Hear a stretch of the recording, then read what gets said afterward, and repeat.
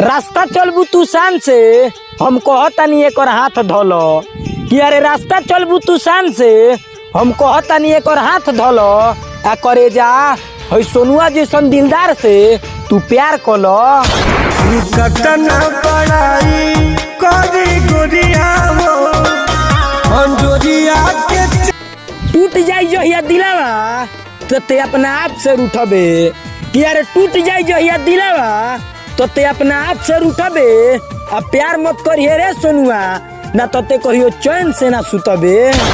हसिए तने कराए राम जी दिल लागे नया प्यार तो तारा से करते रहे तो तू मुंह मोड़ ले हलू कि अरे प्यार तो तारा से करते रहे तो तू मुंह मोड़ ले हलू आ करे जा है सोनुआ के तू दिल काहे तोड़ दे हलू। झूठा वादा कैलू।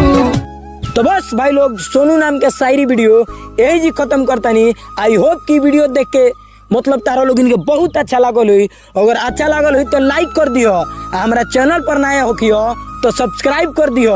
अगर अपना नाम के शायरी वीडियो बनवावल चाहता रहे भाई धोखा प्यारा रंगदार में तो नीचवा एगो कमेंट कर दियो। अगर पर्सनल शायरी वीडियो बनवावल चाहता रह तो व्हाट्सएप पर कॉल करियो। मिलल जी फिर से भी तब तक के लिए बाय।